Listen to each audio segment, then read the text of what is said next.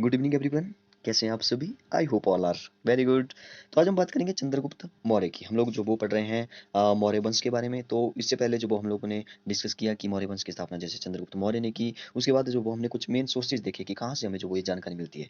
तो हमने जो वो मैगजीन्स की इंडिका के बारे में डिस्कस किया कि उसने जो वो क्या क्या लिखा चंद्रगुप्त मौर्य के बारे में, राजधानी के बारे में, राजा के बारे में, कैसा राजा था, सामाजिक सॉरी भारतीय समाज के बारे में हमने डिस्कस किया कि उसने जो वो क्या क्या लिखा अपनी इंडिका में। ठीक है। फिर हमने उसके बाद जो वो कौटिल्य के बारे में डिस्कस किया, सॉरी चाणक्य के बारे में डिस्कस किया, विष्णुगुप्त जो है। ठीक है। तो उन्होंने जो अपने अर्थशास्त्र में जो वो राजा और मंत्री के बारे में क्या क्या लिखा वो हमने डिस्कस किया। तो आज हम बात करेंगे कि चंद्रगुप्त मौर्य जो है, ठीक है, वो कौन है। ठीक है। क्या क्या जो वो इतिहासकार जो वो इनके बारे में बोलते हैं, कहाँ से आए थे, ठीक है, क्या क्या विचारधारा है वो हम आज डिस्कस करेंगे। इससे पहले कि इसको डिस्कस करें कि एक दो टॉपिक जो वो और बच गए थे कि जैसे विशाख दत्त की जो मुद्रा राक्षस है, ठीक है, विशाख दत्त की जो मुद्रा राक्षस है उसमें जो वो चंद्रगुप्त मौर्य में के बारे में देखिए जो मुद्रा राक्षस था, ठीक है, मुद्रा राक्षस जो वो एक नाटक का नाम है। ठीक है। नाटक का नाम लिखा मुद्रा राक्षस किसने लिखा था? तो ये लिखा था विशाख दत्त ने। ठीक है। विशाख दत्त कौन था? विशाख दत्त जो वो गुप्त काल का एक नाटककार था। ठीक है। एक नाटककार था। उसने जो वो मुद्रा राक्षस में जो वो नंद वंश के विनाश और मौर्य वंश की जो वो स्थापना के बारे में जो बहुत कुछ उसने लिखा था। तो वहां से भी हमें जो वो जानकारी मिलती है मौर्य वंश की। एक और पूछा जाता है जैसे जैन धर्म और बौद्ध धर्म से हमें क्या जानकारी मिलती है। तो जैन धर्म और बौद्ध धर्म से भी हमने जो वो बहुत जानकारी मिलती है मौर्य वंश के बारे में। जैसे कि आपने जो वो एक स्टोरी भी सुनी होगी कि लास्ट में जो चंद्रगुप्त मौर्य थे, ठीक है, उन्होंने जो वो जैन धर्म को अपना लिया था। ठीक है। उन्होंने जैन धर्म की एक परंपरा के अनुसार जैसे मरण व्रत उसको व्रत उसको बोलते हैं, मरण व्रत मतलब उसको को एक विधि है। ठीक है। उस विधि का नाम मुझे याद नहीं आ रहा है। ठीक है। मतलब कि जैसे मरने तक जो वो ऐसे भूखे रहना, ठीक है, उसके अनुसार जो वो उन्होंने अपना जीवन का अंत कर दिया था लास्ट में। और आपको जो बताया कि जैसे अशोक ने जो बौद्ध धर्म का प्रचार किया था, तो ये जो वो हमें बौद्ध ग्रंथों, एक एक द्वीप वंश है और एक महावंश, ठीक है, इनसे जो वो हमें अशोक के बौद्ध धर्म के जो प्रचार हैं, ठीक है, उनके प्रयासों का जो वो वहाँ से हमें पता चलता है। और एक है दिव्य अवदान। ठीक है। इस ग्रंथ से भी हमें जो वो बिंदुसार और अशोक के शासनकाल का पर जो प्रकाश डालने वाला एक महत्वपूर्ण स्रोत है। ठीक है। तो इससे भी हमें पता चलता है।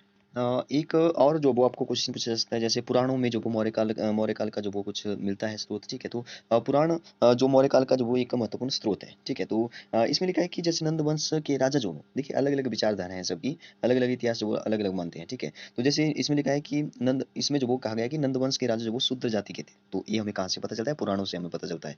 ठीक है। और एक उच्च जाति के ब्राह्मण जो वो कौटिल्य, ठीक है, उच्च जाति के ब्राह्मण थे कौटिल्य। तो ने जो वो उनके वंश का विनाश करके, ठीक है, नंद वंश के राजा शूद्र जाति के थे, उनके वंश का विनाश करके जो वो चंद्रगुप्त को राजा बनाया था। तो ये कहाँ से हमें जानकारी मिलती है? ये जो वो पुराण से हमें जानकारी मिलती है। एक शिलालेख के द्वारा पूछा जाता है, तो शिलालेखों से तो हमें बहुत ज्यादा जानकारियां मिलती हैं जैसे कि अशोक का नाम आपने सुना है। ठीक है। अशोक के शिलालेख के बारे में आपने सुना होगा। ठीक है। तो यहाँ से जो वो हमें अशोक के जो वो साम्राज्य के विस्तार, शासन व्यवस्था, जन कल्याण के लिए जो वो कई कार्य किए गए, तो इनसे हमें जो वो कई सारे चीजों के बारे में यहाँ पे जानकारी मिलती है। एक भवन और स्मारक हो गया। ठीक है। भवन और स्मारक से भी हमें जो वो कई सारी जानकारी मिलती है। जैसे सांची का स्तूप हो गया। ठीक है। सारनाथ और लोरिया, नंदनगढ़ के स्तूप हो गए। ठीक है। कई सारे गया की गुफाएं होंगी। तो यहाँ पर जो भी बने हुए हैं, ठीक है, जो भवन और स्मारक बने हुए उन पर जो पशुओं की मूर्तियां या गुफाओं पर जो वो कई सारी मतलब कि मूर्तियां बनी हुई है या कुछ भी बना हुआ है। ठीक है। तो वहां से हमें जो वो वहाँ की जो सभ्यता है, संस्कृति है, उसको जानने की जो वो मतलब कि उसके वहां से हमें उसकी संस्कृति की जानकारी जो वो मिलती है।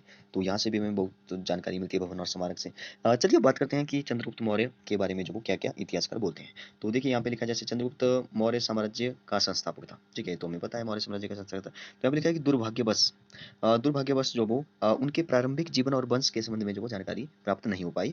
बौद्ध परंपराओं के अनुसार जो वो चंद्रगुप्त का पिता, ठीक है, बौद्ध परंपराओं के अनुसार बोल रहा है। यही जो वो ज्यादातर आपको कहानी सुनाई जाती है कि आपने सुना होगा चंद्रगुप्त के पिता जो मौर्य वंश के राजा थे। ठीक है। वह जो वो किसी से एक अन्य राजा से जो वो लड़ते हुए मारे गए थे। ठीक है। और उनकी रानी जो कि गर्भवती थी, तो पुष्पपुर में जो वो अपने भाई के पास चली गई, जहाँ उसने जो वो 345 ईस्वी में जो वो एक बच्चे को जन्म दिया। ठीक है। और बच्चे का नाम चंद्रगुप्त रख दिया। बालक की रक्षा के लिए जो उसने एक ग्वाले को जो वो उसको दे दिया। ठीक है। तो उसके बाद जो वो उसका पालन पोषण जो वो एक शिकारी ने किया। आपने जो वो एक कहानी जरूर सुनी होगी। ठीक है। तो एक दिन जो वो बालक का कुछ अन्य बालकों के साथ जो वो खेल रहा था, ठीक है, एक शाही खेल खेल रहा था।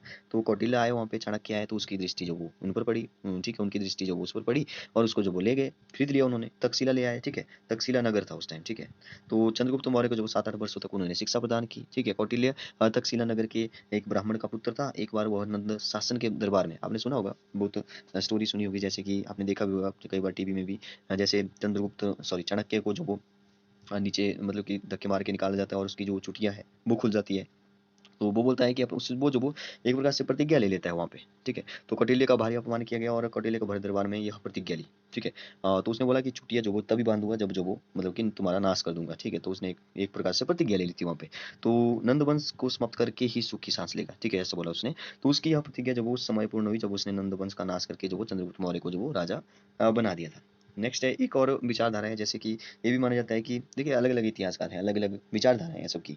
तो यहाँ पे एक और लिखा गया है कि अपना बचपन जो वो तक्षशिला में नहीं अपितु पाटलिपुत्र में व्यतीत किया था, ठीक है। तो ये बोला है कि पाटलिपुत्र में व्यतीत किया था। युवा होने पर जो वो उसके नंद दरबार में उसने जो वो नंद दरबार में नौकरी कर ली। तो अपनी योग्यता के फलस्वरूप वो असीगरीय कुछ सैनिक पद पर पहुंच गया। एक दिन किसी बात पर नाराज होकर नंद शासक ने उसे जो वो नौकरी से निकाल दिया, ठीक है। नंदवंश, ठीक है, जो धनानंद थे, ठीक है, तो उनको उन्होंने जो वो निकाल दिया।